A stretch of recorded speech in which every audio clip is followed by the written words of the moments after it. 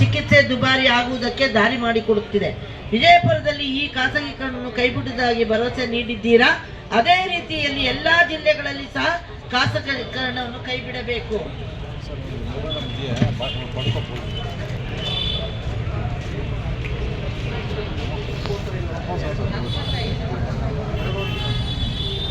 ಎರಡು, ಸರ್ಕಾರಿ ಆಸ್ಪತ್ರೆಗಳಲ್ಲಿ ಉಚಿತ ಹಾಗೂ ಗುಣಮಟ್ಟದ ಔಷಧಗಳು ಲಭ್ಯವಿರಬೇಕು. ಪ್ರತಿ ಸಲವೂ ಚಿಕಿತ್ಸೆ ಖರ್ಚಿನಲ್ಲಿ 60%, 70% ಖರ್ಚು ಔಷಧಗಳ ಮೇಲೆ ಇರುತ್ತದೆ. ಈ ಕಾರಣಕ್ಕಾಗಿ ಸರ್ಕಾರಿ ಆಸ್ಪತ್ರೆಗಳಲ್ಲಿ ಉಚಿತ ಔಷಧ ಸಿಗಬೇಕೆನ್ನುವುದೇ ನಮ್ಮ ಮೊದಲನೇ ಬೇಡಿಕೆಯಾಗಿದೆ. ಎಲ್ಲಾ ಸರ್ಕಾರಿ ವ್ಯವಸ್ಥೆಗಳಲ್ಲಿ ಪ್ರತಿಯೊಬ್ಬರಿಗೂ ಔಷಧಗಳು ಉಚಿತವಾಗಿ ಲಭ್ಯವಾಗಿರಬೇಕು. ಸರ್ಕಾರಿ ಆಸ್ಪತ್ರೆ ವೈದ್ಯರು ಯಾವುದೇ ಕಾರಣಕ್ಕೂ ಔಷಧಗಳನ್ನು ಹೊರಗಡೆ ಖರೀದಿಸಲು ಚೀಟಿಯನ್ನು ಬರೆದು ಕೊಡಬಾರದು. ಸರ್ಕಾರಿ ಆಸ್ಪತ್ರೆಗಳಲ್ಲಿ ಸಿಗುವ ಔಷಧಗಳ ಗುಣಮಟ್ಟ ಉತ್ತಮವಾಗಿ ಇರಬೇಕು ಎನ್ನುವ ಜವಾಬ್ದಾರಿಯನ್ನು ಸರ್ಕಾರ ವಹಿಸಬೇಕು. ತಮಿಳುನಾಡು, ಕೇರಳ ಹಾಗೂ ರಾಜಸ್ಥಾನಗಳಲ್ಲಿ ಈಗಾಗಲೇ ಜನರಿಗೆ ಉಚಿತ ಔಷಧಗಳು ಸಿಗುವಂತೆ ಮಾಡಿವೆ. ತಮಿಳುನಾಡು ಮಾದರಿಯಲ್ಲೇ ನಮ್ಮ ಕರ್ನಾಟಕದಲ್ಲೂ ಕರ್ನಾಟಕ ರಾಜ್ಯ ವೈದ್ಯಕೀಯ ಸರಬರಾಜು ನಿಗಮವನ್ನು 2013ರಲ್ಲಿ ಆರಂಭಿಸಲಾಗಿದೆ. ಆದರೆ ಇದು ಪರಿಣಾಮಕಾರಿಯಾಗಿ ಕೆಲಸ ಮಾಡುತ್ತಿಲ್ಲ. ನಮ್ಮ ರಾಜ್ಯದ ಎಲ್ಲಾ ಜಿಲ್ಲಾಸ್ಪತ್ರೆಗಳ ಹಾಗೂ ಇತರ ವ್ಯವಸ್ಥೆಗಳ ಎದುರುಗಡೆ ಸಾಲು ಸಾಲಾಗಿ ಇರುವ ಖಾಸಗಿ ಔಷಧ ಅಂಗಡಿಗಳೇ ಇದಕ್ಕೆ ಸಾಕ್ಷಿ. ಸಾರ್ವತ್ರಿಕ ಆರೋಗ್ಯ ಆಂದೋಲನ ಕರ್ನಾಟಕ ಸಂಘಟನೆಯು 12 ಜಿಲ್ಲೆಗಳಲ್ಲಿ ಸಮೀಕ್ಷೆಯನ್ನು ನಡೆಸಿದಾಗ 568 ರೋಗಿಗಳು ಔಷಧಕ್ಕಾಗಿ 4,51,040 ರೂಪಾಯಿಗಳು ಖರ್ಚು ಮಾಡಿದ್ದು ಕಂಡು ಬಂದಿದೆ. ಮೂರನೇದು, ಕರ್ನಾಟಕದಲ್ಲಿ ಆರೋಗ್ಯ ಹಕ್ಕಿನ ಕಾಯ್ದೆಯನ್ನು ಜಾರಿಗೆ ತರಬೇಕು.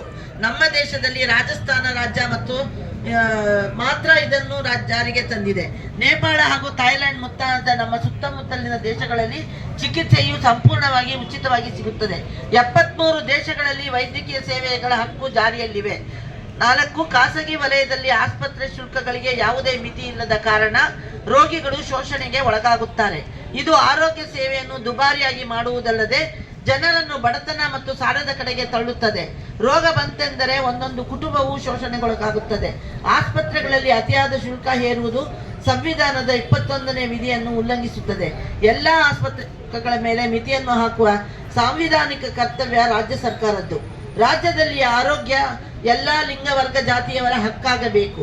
ಬಡವರಿಗೆ, ಎಲ್ಲ ಕಾರ್ಮಿಕರಿಗೆ, ದಲಿತ ಸಮುದಾಯಗಳಿಗೆ, ಆದಿವಾಸಿ ಸಮುದಾಯಗಳಿಗೆ, ಸ್ಲಂ ನಿವಾಸಿಗಳಿಗೆ, ಲಿಂಗತ್ವ ಮತ್ತು ಲೈಂಗಿಕ ಅಲ್ಪಸಂಖ್ಯಾತರಿಗೆ ಹಾಗೂ ಇತರ ಶೋಷಿತ ಸಮುದಾಯಗಳಿಗೆ ಇದು ಅನ್ವಯ ಆಗಬೇಕು. ನಿಮ್ಮ ಉತ್ತರಕ್ಕಾಗಿ ಕಾಯುತ್ತಿದ್ದೇವೆ. ಇದನ್ನು ಈ ದಿನ ನಮ್ಮ ತಹಸೀಲ್ದಾರ್ ರವರ ಮುಖಾಂತರ ಡಿಸಿಗೆ ಕಳಿಸ್ತೀವಿ. ಡಿಸಿಗೆಯಿಂದ ಮುಖ್ಯಮಂತ್ರಿಗಳವರಿಗೆ ತಲುಪಬೇಕು. ಮತ್ತೆ ನಮ್ಮ ಈ ಎಲ್ಲಾ ಬೇಡಿಕೆಗಳು ನೆರವೇರಲೇಬೇಕು.